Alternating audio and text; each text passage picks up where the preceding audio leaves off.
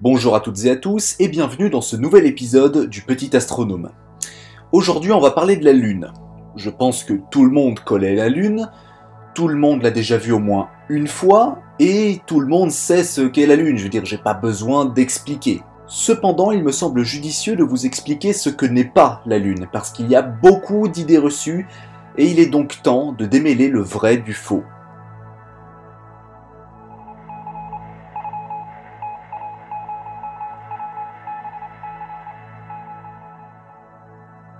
C'est parti donc pour le débunkage de 6 idées reçues sur la Lune. Numéro 1, on n'a pas marché sur la Lune. Numéro 1 bis, la distance Terre-Lune est de 384 400 km. Eh bien non, on cite souvent ce nombre pour désigner la distance entre la Terre et la Lune. Mais en vérité, il n'y a pas de distance précise entre la Terre et la Lune. 384 000 km, ce n'est pas la distance entre notre planète et son satellite. C'est la distance moyenne entre les deux.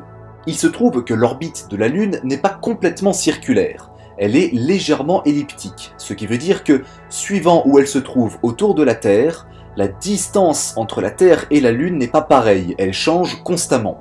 Lorsque la Lune se trouve au plus près de la Terre, on appelle ça le périgée, et lorsqu'elle est au plus loin de la Terre, on appelle ça l'apogée. Au périgée, notre satellite est à 356 700 km de la Terre, et à son apogée, elle est à environ 406 300 km. Et si on fait la moyenne des deux, ça fait 384 400 km. Mais c'est juste la distance moyenne. Et si c'est la distance moyenne, ce n'est pas la distance exacte, précise, parce qu'il n'y en a tout simplement pas. Numéro 2, la superlune, ça existe vraiment. Alors, oui, techniquement, la superlune, souvent décrite dans les médias, existe. En revanche, elle n'a absolument aucune conséquence. Pour ceux qui ne savent pas, la superlune est un événement qui se produit lorsque la pleine lune se trouve au périgée, c'est-à-dire l'endroit où la lune est au plus près de la Terre. Encore aujourd'hui, certains médias vendent ça comme un événement. En effet, si la lune est plus proche, ça veut dire qu'elle est donc plus grosse et plus impressionnante à l'œil nu. Sauf que non. Regardez où se trouve la Lune à l'échelle.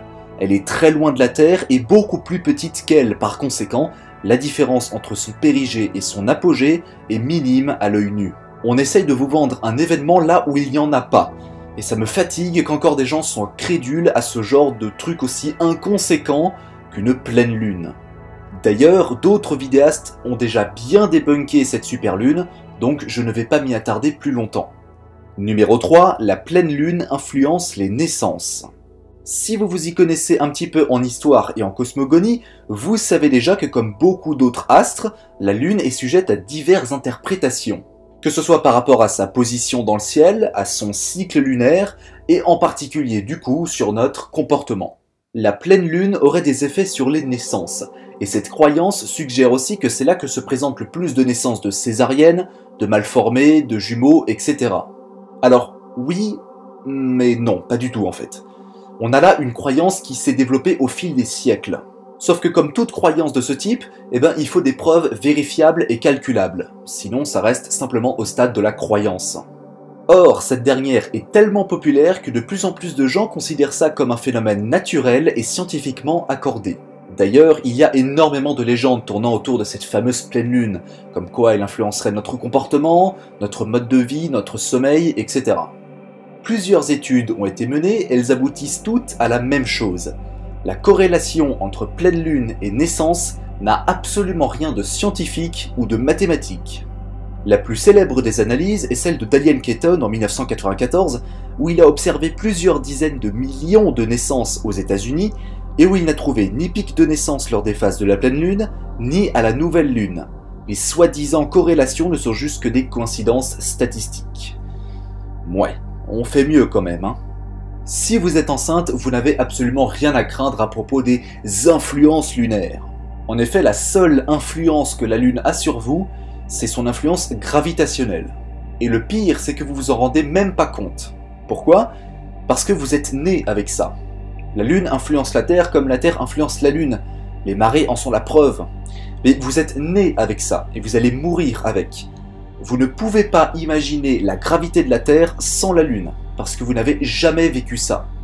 Donc votre enfant, s'il naît, eh ben, il vivra exactement la même chose que vous. Et ça n'a pas posé de problème, vous le viviez très bien. D'ailleurs, sans la Lune, nous ne serions pas là aujourd'hui. Le problème de cette idée reçue, c'est que non seulement elle n'a rien de scientifique, mais en plus elle vient de l'astrologie. Et malheureusement, de plus en plus de gens confondent l'astrologie avec l'astronomie. L'astronomie, justement, c'est l'étude des astres et de l'univers en général. L'astrologie, c'est les mecs qui sont payés pour vous prédire votre avenir sur du papier journal. Alors bon, vous êtes libre de croire à l'astrologie, hein, mais un petit peu de cohérence scientifique, ça serait pas mal aussi. Numéro 4, la lumière de la Lune peut nous éclairer comme en plein jour. On appelle la lumière de la Lune le clair de lune, et la particularité c'est que en pleine Lune, il s'avère que cette lumière ambiante est très violente.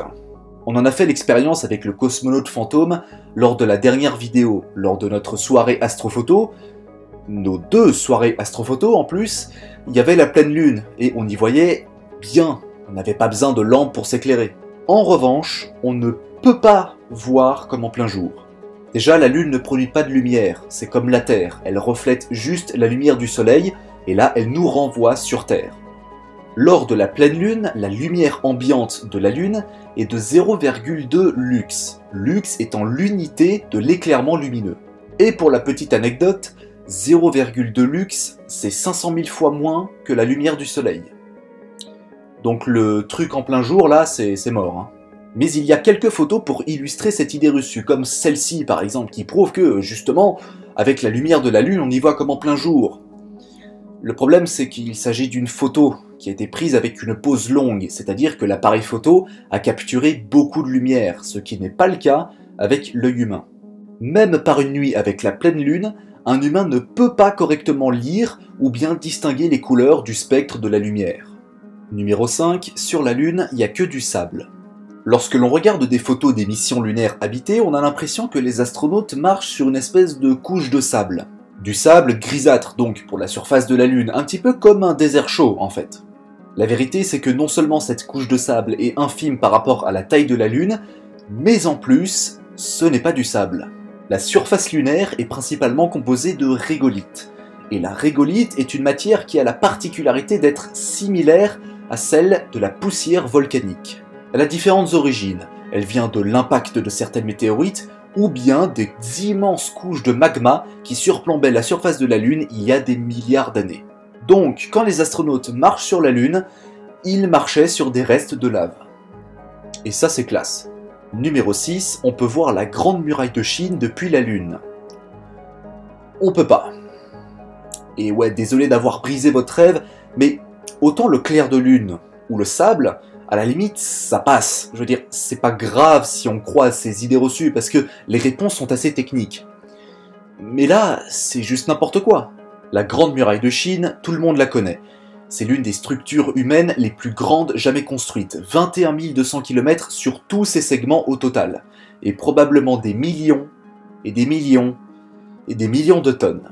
Beaucoup d'astronautes affirment avoir vu la muraille de Chine depuis les stations spatiales, qu'elles soient russes, chinoises ou même la station spatiale internationale. Sauf que la plupart de ces astronautes ont vu la muraille de Chine avec un appareil photo. Et comme on l'a dit, un appareil photo ça a une pose longue, mais ça a aussi un pouvoir de zoom. Et nous on parle de l'œil humain. Alors on va vérifier ça avec Google Earth. Voici une image d'une partie de la muraille de Chine à 5 km de hauteur. Bon, c'est plutôt facile à voir.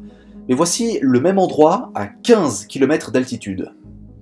Ah là c'est beaucoup plus compliqué déjà. Si je vous présente la photo comme ça, sans contexte, il est possible que vous ne voyez pas la muraille dès le premier visionnage de la photo. Maintenant, voici la même photo, le même endroit, mais prise à 100 km de hauteur.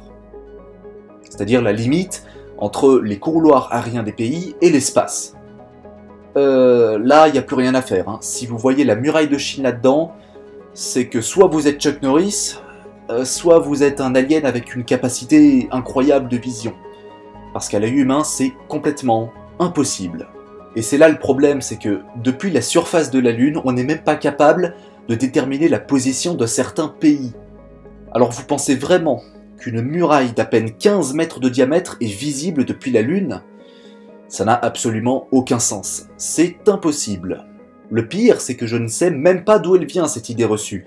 Elle est vieille depuis très longtemps et je ne connais même pas son origine. C'est l'une des plus populaires et aussi, malheureusement, l'une des plus absurdes. Voilà, cet épisode est à présent terminé en espérant qu'il vous a plu, et si c'est le cas justement, n'hésitez pas à le partager sur vos réseaux sociaux préférés.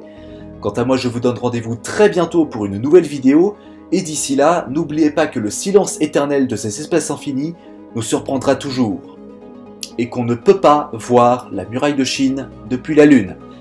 Allez, à bientôt!